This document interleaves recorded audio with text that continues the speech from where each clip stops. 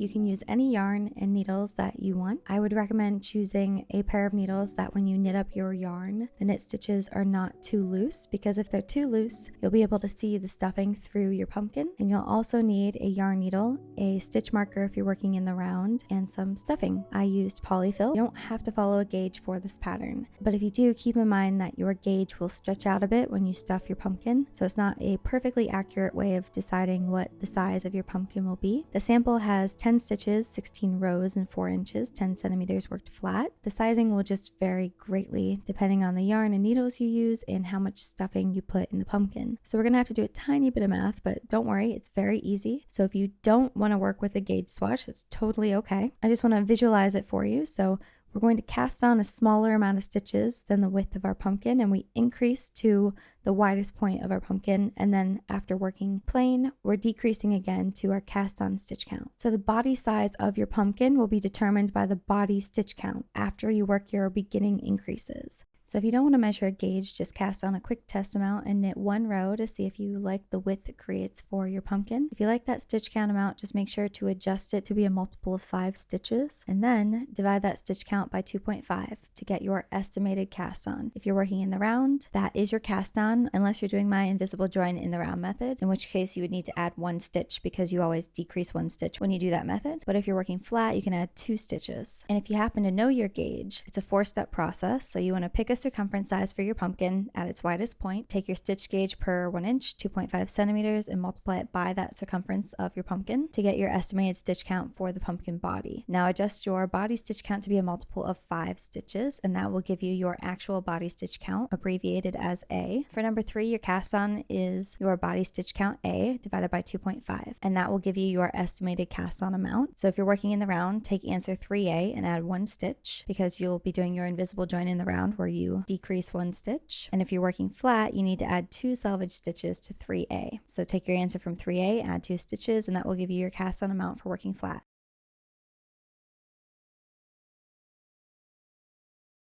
So for my slip stitch pumpkin pattern, we're going to be working it flat. When we're working it flat, we're going to have 1 selvage stitch on either side of our work. It's just a stitch that you knit on the right side and purl on the wrong side of your work. Just makes seaming this pumpkin together really easy. So for my example, I cast on 18 stitches. You can use any cast on that you prefer. So I'm going to do a long tail cast on. So I'm using a pair of circular needles. You could definitely work this on straight needles. So go ahead and turn your work, bring your yarn around to the back, and for row 1, you're just going to knit across. So this is my tail yarn, and this is my working yarn. So just go into the front loop of the first stitch, crisscross your needles, yarn over, pull through, slide that off. So just go ahead and knit all the way across this row. At the end of the row, you can go ahead and turn your work. And for row 2, which is a wrong side row, you can keep your yarn in the front of your work. Row 2, we're going to work a repeat of a purl 1, knit 1, make 1 left until you have 2 stitches left, which you will purl. So we need to start with a purl 1. So go into the front loop of the first stitch on your left hand needle from right to left,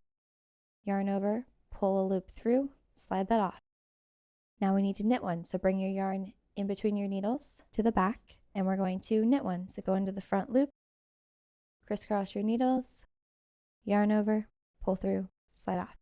And now we're going to make 1 left. See, we have our stitches on our left hand needle and on our right hand needle, and there's this kind of bar in between those 2 sides, right? We're going to place this on our left hand needle. You're going to take your right hand needle from back to front, kind of pick it up, and you're just going to place it on your left hand needle. And now we're going to do our make 1. So we're going to knit into the back loop of this stitch. So if we turn it, you see over here is our front loop and over here is our back loop. So we're going to stick our needle into the back loop side. So from the front, it'll look like this with your right needle in the back.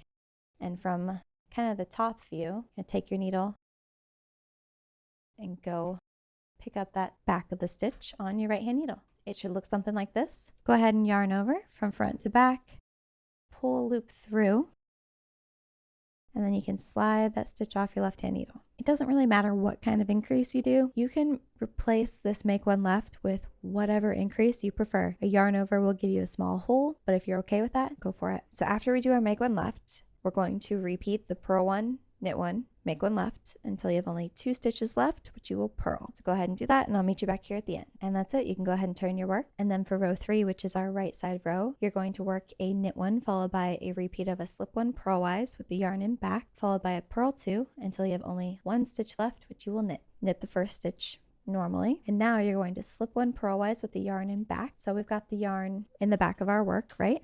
So we're going to go into the next stitch as if to purl it. So into the front loop from right to left, but just lift your right hand needle up, slipping it to your right hand needle. So now we're going to purl 2. So bring your yarn in between your needles to the front, and you're going to purl 2. Go into the front loop of the first stitch from right to left, yarn over, pull through, slide off, and again. And now you can bring your yarn in between your needles to the back.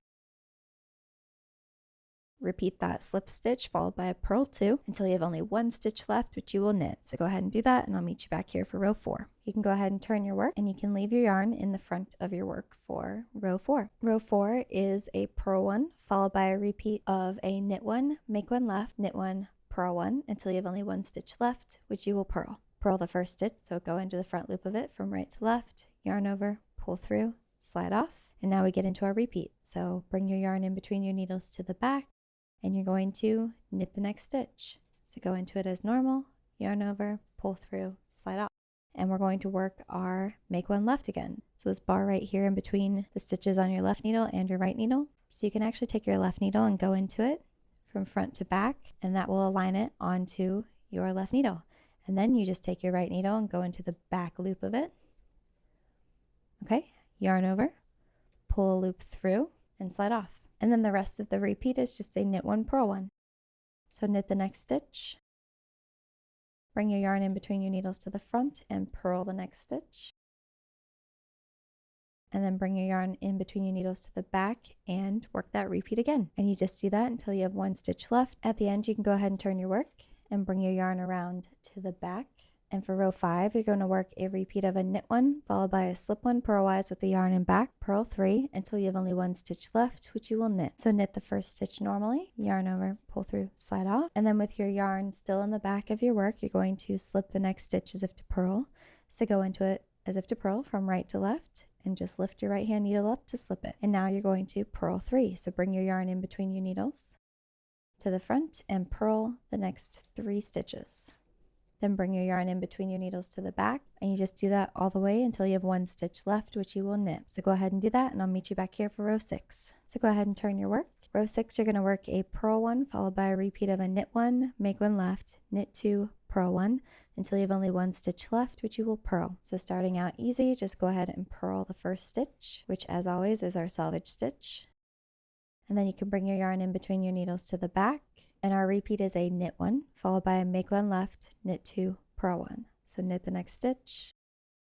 And then again, we're going to make 1 left. So it's this bar right here in between our 2 needles. Stick your needle in from front to back, and then knit through the back loop of it. And then knit 2. Then bring your yarn in between your needles to the front and purl 1.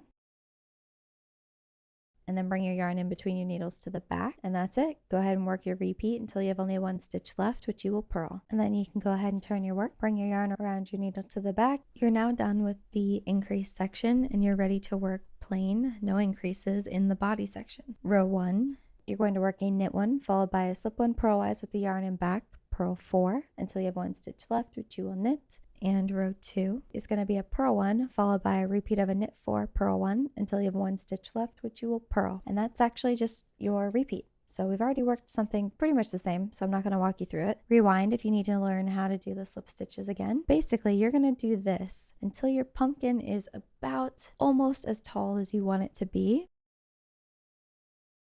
As soon as you've finished as much of the body portion of your pumpkin as you want, remember you're going to have a little bit of space at the top for decreasing. We can kind of estimate, this is about how much it was for us to increase, and that's how much we're going to need at the top.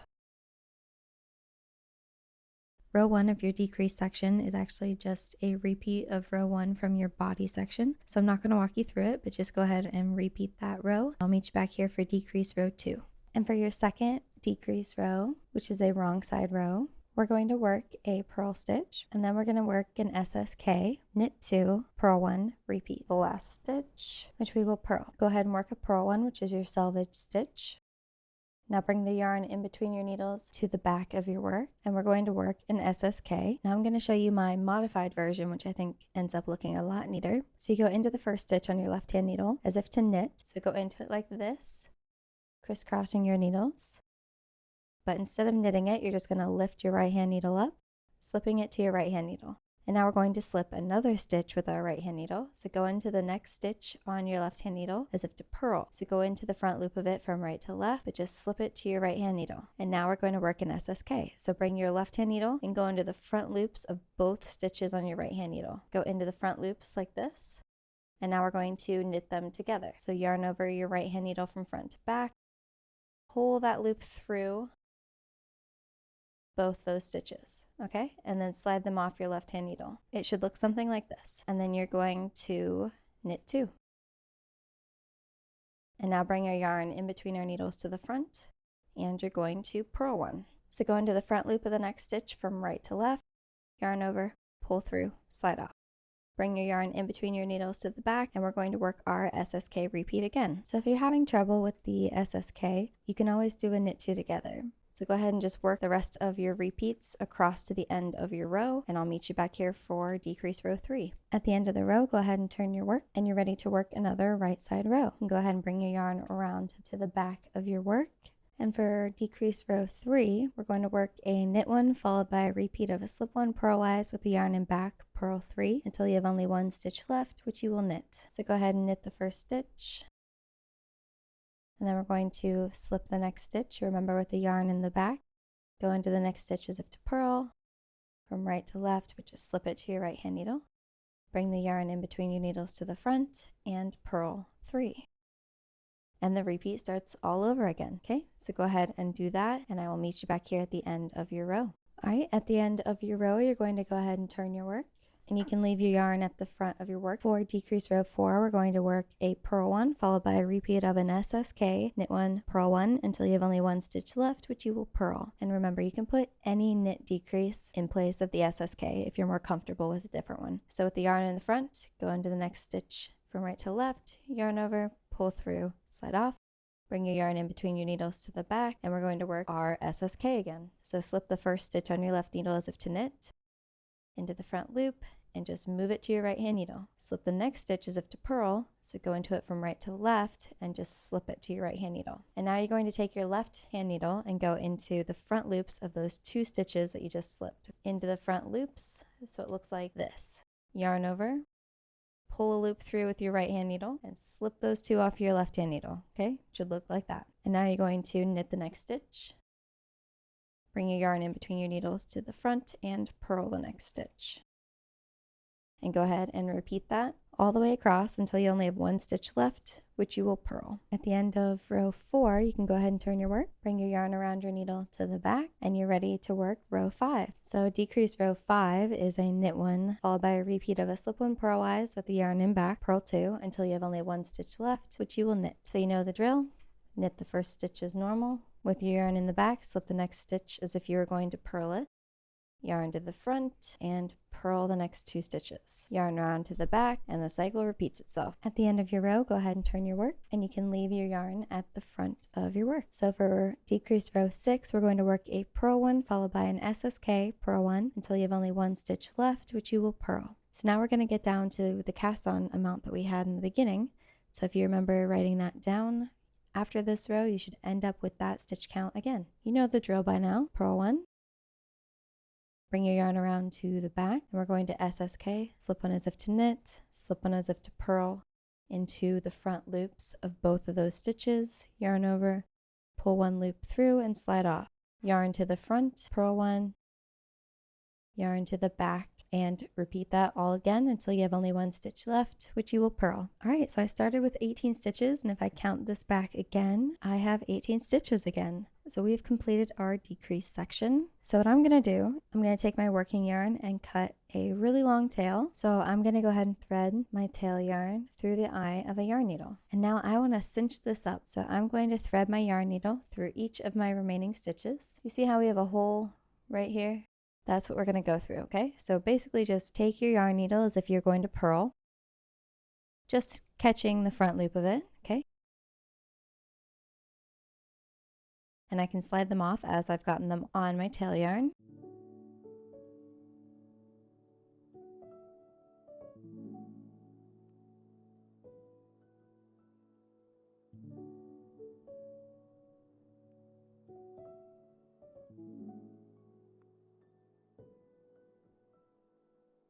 And there we have it. Our yarn needle is free. So now you can gently pull your yarn through. You don't have to cinch it all the way yet, but you can kind of see how we could cinch it closed, right? So here's what our pumpkin looks like.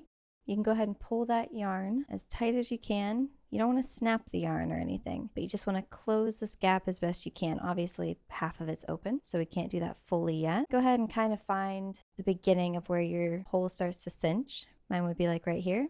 I think this was my first stitch. I'm going to thread my yarn needle through it, pull my tail, and that completes the top of our pumpkin, right? So what we're going to do is we're going to thread the yarn through the middle of the top and push it down through, pull the yarn through, and now turn your work inside out. So this is the inside. We're just going to go around where we closed it a couple times with our yarn to really secure it. I'm going to go through a couple of the stitches I've already been through. Pull the tail yarn through. I'm going to go down through a couple of these that are like a couple rows down. You can split some stitches if you need to. This does not have to be real exact, but you want to kind of pull tight as you're doing this because we're trying to keep the middle of the pumpkin nice and secured. And I'm almost done. I'm just going to go through a couple of these to really secure it down. And in the end, I want to end up close to where our two sides meet. So I'm confident this is not going to unravel. What we're going to do next is if you want to attach anything to the top of the pumpkin, an Icord stem or a stick or anything that you need to do now, you can take the yarn needle off of the yarn for now if it's the only one you have. So for a second, we're going to set this aside. So here I have some yarn. It's the same type as my pumpkin, but it doesn't have to be. So you're going to need either double pointed needles, which are just like a long stick that has a point on each end. It does not have a stopper on one side, or a set of circulars. Leave yourself a little bit of a tail and you're going to cast on 3 stitches. Doesn't matter how you do it. I like the long tail cast on method. It's whatever you prefer. Cast on 3 stitches and I have a tail. So normally when you would work something flat, you would turn your work, right? We're not going to do that. We're going to take our stitches and slide them down to the end of our other needle if you're working on circulars, or the end of your same needle if you're working on DPNs. So if you'll notice, the yarn is attached to our 3rd stitch on our left hand needle. That is exactly where we want it to be attached. So knit the first stitch normally, go into the front loop of it, crisscross your needles, and bring that yarn over your right needle from front to back. Pull a loop through and slide that stitch off your needle. Now the important aspect of this is that you need to pull on your working yarn after you knit that stitch to kind of close any gap that you would get. It doesn't have to be super tight. If you can't knit the 2nd stitch easily, then you have pulled it too tight and you just need to pull up on the stitch on your right hand needle, okay? So pull it tight enough that you're going to close the gap behind it, and then just knit the next 2 stitches. And you don't have to pull tight after these 2. The important thing about an I-cord is that you never turn your work. You just slide it down so that your working yarn is attached to the last stitch on your needle now. And you just repeat the row I just showed you. A tip that I find helpful is after you knit your first stitch, you go ahead and insert your needle into the 2nd stitch and then you pull your yarn tight. That way you know you'll be able to fit your needles in, and then you yarn over, pull through, and slide off. And that's it. You just repeat that until you're ready to bind off, and I will show you how to bind off for the I-cord. So you can start to see that an I-cord is forming. Just kind of looks like a knit stitch on all sides. Take a look at your pumpkin. Okay, this is how big my pumpkin is. It'll kind of squish down a little bit once we seam it and stuff it, but figure out, okay, how tall do I want my stem to be? And you're just going to work your I-cord as tall as you want it. And I'll meet you back here for the I-cord bind off. So now that we have reached our desired length of our stem, we slide it down to the end like we have been doing and bind off with our yarn at the back of our left hand needle. We're going to knit the first stitch. So yarn over, pull through, slide off. Pull that yarn tight and then knit the next stitch normally. And now we're going to pull the second stitch on our right hand needle over the first and off. So with your left hand needle, go into the front loop of it, and you're going to hold on to it with your thumb and hold on to this stitch here on your needle with your index finger. Pull it over and off. And we're going to do that again. So knit the next stitch normally. And then go into this second stitch here from left to right. You might want to hold it with your thumb and hold this one with your index finger. You can slide it down to the tip of your needle and pull one over the other. And now you can cut your yarn, leaving a tail.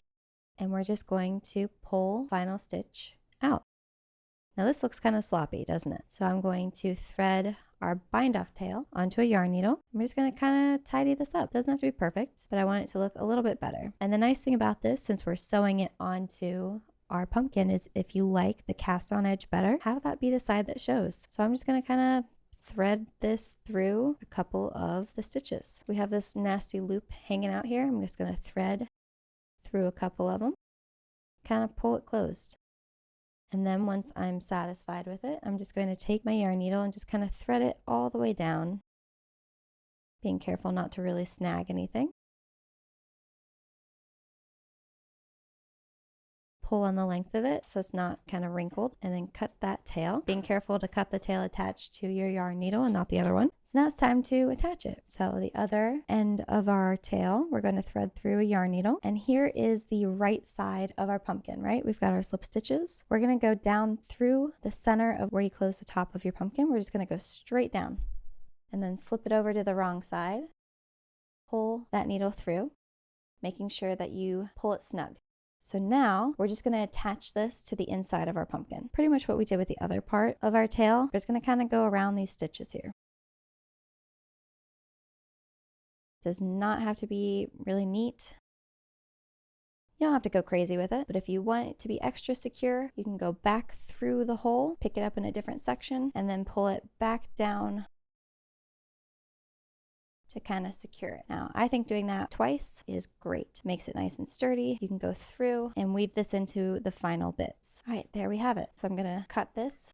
You can leave a little tail if you like. Just give it a little bit of a bend. So we're almost done. Now remember this piece of yarn that's attached to the closed top of our pumpkin? Well, if you need to, reattach it to a yarn needle. So before we stuff it, we have to close this side. We're going to do a mattress stitch. I don't know if you've ever heard of this. Our yarn is attached here. Basically, we're going to go up right next to our stem in this first little hole here. So our first selvage stitch, we're going to go in the hole next to it, pull our yarn through. So we added a selvage stitch on each side, right? You can see that column of them here. And on this side, it's a little bit harder to tell. But here is our slip stitch, right? It looks just like these. And then right next to it, this is our column of selvage stitches. It might be a little bit easier to tell on this side first. So slip stitch, selvage. We want to go in between them. So if we kind of pull them apart, you have bars in between them, right? We've got our slip stitch that goes like this. And then in between that and the selvage, there's bars that go this way. So we're going to take our yarn needle and go underneath these on either side of our pumpkin. So on this side, here's our selvage. Just kind of pull it apart from the edge, and there we have them. There's a couple of them right here. So there's our selvage.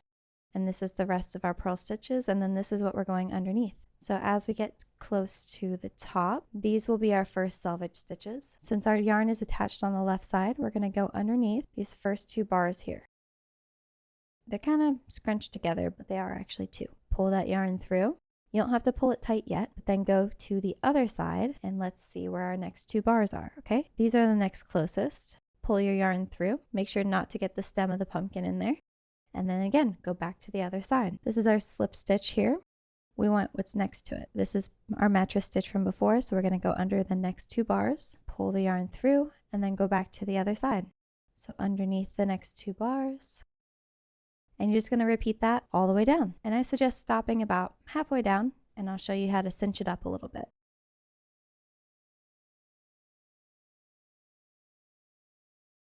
We've done a little bit, so you can see it looks pretty wonky, but this is the start of our mattress stitch. The magic is actually when you pull on the tail yarn. So go ahead and pull on it. Now, this is not what we want, so grab a hold of the base of the crown where the stem is, right? And just kind of pull down. So now we just continue with our mattress seam, and you want to keep track of your ends. You want to make sure that they are about the same length. So if I put my edges together at the bottom, they should look about even. If one side is looking a little bit long, like if for some reason it looked like this, that means I need to pick up more stitches on this side and fewer on this side. It's not an exact thing, but you know how we have 2 bars we're picking up. If one side is shorter and one side is longer, pick up 2 on the longer side and 1 on the shorter side until they start to be about even. You can also undo it and start again, but if you just want to fudge it, if you don't really care, that's my suggestion. So I'm getting near the end here, and it might get a little bit tricky to kind of find them, but if you just wiggle your fingers around a little bit, you can feel for them. There's a little bit of a gap, but we can close that. So first I'm going to pull on the tail yarn to close my seam, and it'll cinch up like that again. So just grab onto the top and the bottom and pull apart. You want it to have closed the gap, which looks pretty great, right? On the inside, you get kind of a chunky seam, but you're not going to see that. On the outside, it looks great. And if it doesn't look great, that's okay, because it's decoration. You can hide that part in the back. So now I'm just going to kind of tidy this up here just to kind of close that up, right? Just kind of fudge it, whatever looks best. And now it's time to fill. So we have our empty pumpkin. I have a bag of polyfill here, which you can get super cheap at craft stores. So you're just going to grab some polyfill and start filling our pumpkin. Now this is all up to your preference. It's however full that you would like it. So now we need to close the bottom. So I'm going to take my cast on tail yarn, thread it through a yarn needle, and I'm just going to kind of try and hide it a little bit. So I'm just gonna stick it down through a couple of these stitches until it's just a little ways in, and then cut it close. There we go. And now with our other tail yarn, the long one that we've been using this whole time pretty much. So you can kind of fudge this a little bit if you want, but we're just gonna kind of go around in a circle. You can go clockwise or counterclockwise, it doesn't really matter. Underneath the closest stitch, pull my yarn through, go back towards me underneath the other stitch next to it, and just alternating stitches going forward and backwards.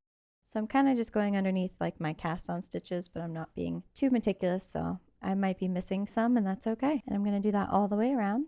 So once you get about back to where you started, you can just kind of pull on your tail yarn and close the bottom of your pumpkin here. So if you have any kind of nubs like this, you can just tack it down. So just stick your yarn needle through it, pull your yarn through, and just kind of make sure everything is cinched tight. Just pull it through, kind of tack it down. So we're just going to do essentially what we did at the top, just going around the stitches at the bottom here. Just go around in a circle, alternating if you go up a row or two, and then going down into these stitches again. You can split them in half. So once we get it nice and good, I'm going to go through one final time, and I'm going to go underneath a couple deep stitches, pull my yarn through one final time, just kind of pull on it a little bit, make sure everything is secure. And now we're all done. So you want to cut your yarn as close as you can without touching any of the other stitches. So there we have it. Kind of bend this guy. If I really want to, I could steam it. If you really wanted to, you could add some wire, like just kind of shove some wire down in there, or a pipe cleaner just to give it some shape. And this is what our pumpkin looks like. So I'll insert a picture of it, kind of the full shape and appearance of it. I think it looks fantastic. I'm really actually very happy with it. That's it. This is my first pumpkin pattern. I'll have more out for you guys in the coming days. I hope you guys enjoyed it. If you did, you can pick up the combo pack of all the patterns on Etsy for just $1. And if you enjoyed it, please give this video a like. It really helps the channel out. See you guys later.